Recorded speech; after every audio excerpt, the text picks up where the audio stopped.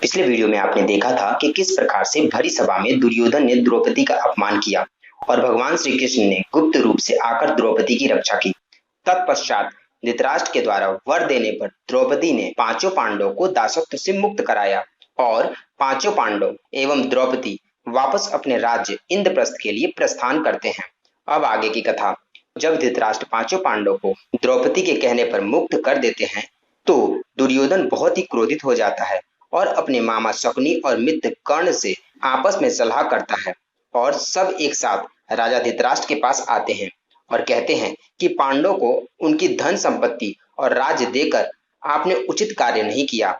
हम लोग उस धन के द्वारा बड़ी सेना इकट्ठा कर सकते थे। अब वे पांडव हमें क्षमा नहीं करेंगे। हमने जो द्रौपदी का अपमान किया है उनके लिए उनमें से कोई भी हमें क्षमा नहीं करेगा। इसलिए हम फिर एक बार जुआ खेलना चाहते हैं और इस शर्त पर कि जुए में जो भी हारे हम या वे उसे 12 साल तक वनवास जाना होगा और 13वां वर्ष गुप्त रूप से रहना होगा। यदि पता चल जाए कि यह पांडव हैं तो उन्हें फिर से 12 वर्ष तक वनवास जाना होगा। दुर्योधन की यह बात सुनकर धृतराष्ट्र कहते हैं कि अगर तुम इस शर्त पर जुआ खेलना चाहते हो तो अभी दूध भेजकर उन्हें बुलाओ।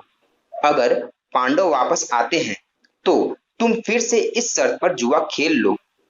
तब सभा में उपस्थित पितामह भीष्म, द्रोणाचार्य, कृपाचार्य, विदुर जी, विकर्ण सभी ने एक साथ कहा कि अब जुआ मत खेलो, पांडवों के साथ अन्याय मत करो। परंतु पुत्र मोह में धृतराष्ट्र ने सभी की बात को ठुकरा दिया और पांडवों को जुआ खेलने के लिए बुलवाया। यह सब कोलाहल सुनकर गांधारी बहुत भयभीत हो जाती है और धृतराष्ट्र से कहती है कि दुर्योधन का जन्म होते ही यह गधे के समान रेंकने लगा था। तब विदुर जी ने कहा था कि इसका परित्याग कर दिया जाए, ये पूरे वंश का नाश कर देगा। मुझे तो वे बात याद करके ही मालूम होता है कि दुर्योधन पूरे वंश का नाश करके ही छोड़ेगा। आप दुर्योधन की बातों में हाँ न मिलाएं। पांडवों को अपने वश में रखिए और दुर्योधन का परित्याग ही हमारे लिए उचित है। मैंने उस समय विदुर जी की बात नहीं मानी थी, यह सब उसी का फल है। गांधारी की यह बात सुनकर धृतराष्ट्र कहते हैं कि कुल का विध्वंस होता है तो होने दो, लेकिन अब वही होगा जो दुर्योधन और दुशासन चाहेंगे। पांडवों को जुआ खेलने के लिए बुलवाओ और मेरे पुत्र फिर से उनके साथ जुआ खेलेंगे।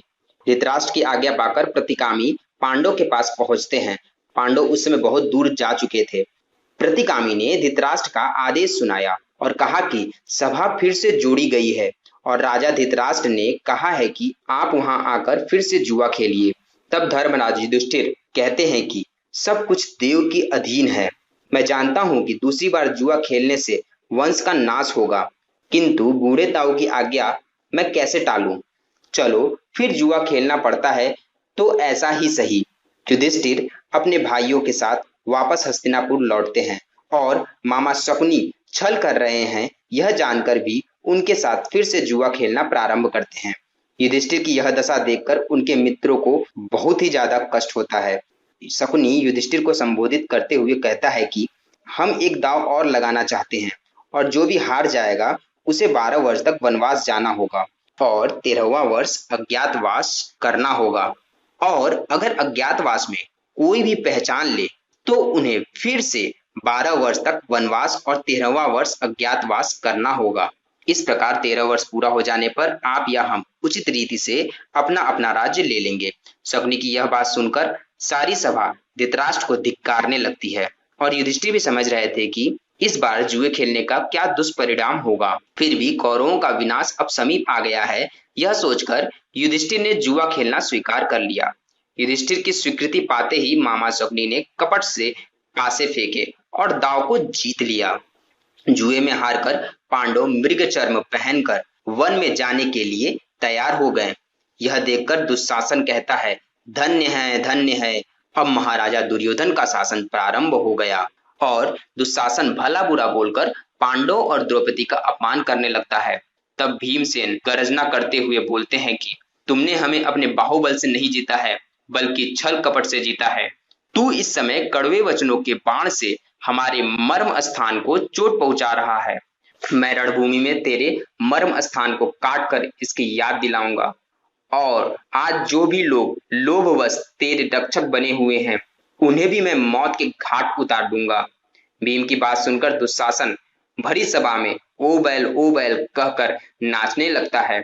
तब भीम शपथ लेता है और दुशासन से कहता है कि मैं रणभूमि में तेरे कलेजे को चीरकर खून पीऊंगा और सब धनुर्धरों के सामने ही धृतराष्ट्र के सारे पुत्रों का संहार करूंगा। यह मेरी प्रतिज्ञा है। तब अर्जुन भी बोलते हैं कि भाई भीमसेन की अभिलाषा पूरी करने के लिए मैं प्रतिज्ञा करता हूं कि मैं कर्ण और उनके सारे सारथियों का संहार करूंगा। यदि दुर्योधन ने 14 वर्ष बाद हमारा राज्य हमें सत्कार पूर्वक नहीं लौटाया तो हमारी वाणी अवश्य ही सत्य होगी। तब सहदेव शकुनी को संबोधित करते हुए कहते हैं कि मैं तेरा और तेरे संबंधियों का अपने हाथों से युद्ध भूमि में सर्वनाश करूंगा। पांडव इस प्रकार से बहुत सी प्रतिज्ञा करते हुए धृतराष्ट्र, पितामह भीष्म, विदुर जी और माता कुंती आदि का चरण स्पर्श करके वन की ओर चले जाते हैं। आज की कथा में इतना ही।